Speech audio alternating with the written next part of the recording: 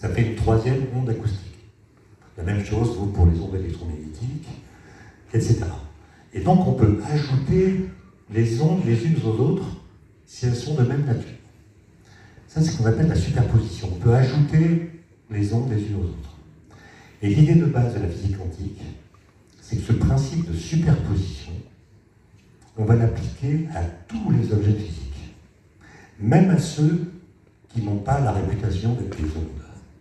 Donc, quel que soit l'objet physique qu'on considère, un électron, un atome, une galaxie, on va dire, voilà, cet objet peut être décrit physiquement par ses propriétés, qui sont les mêmes pour tous les objets du même type.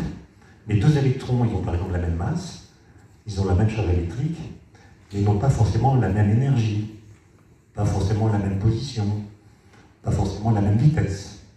Et ce qu'on va appeler leur état physique, c'est l'ensemble des propriétés qui peuvent varier d'un électron à l'autre.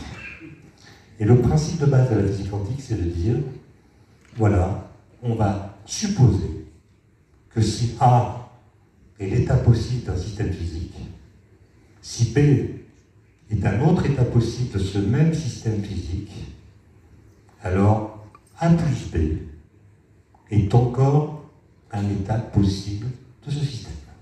Donc on peut ajouter les états les uns aux autres. Et donc ça, c'est une propriété qui est inspirée directement de la physique des ondes. Alors aujourd'hui, en fait, on travaille sur des modèles un peu plus compliqués qui montrent qu'en fait, ce principe de superposition peut être dérivé de principes encore plus fondamentaux.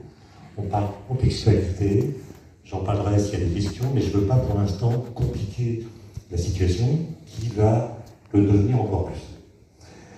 Alors maintenant, prenons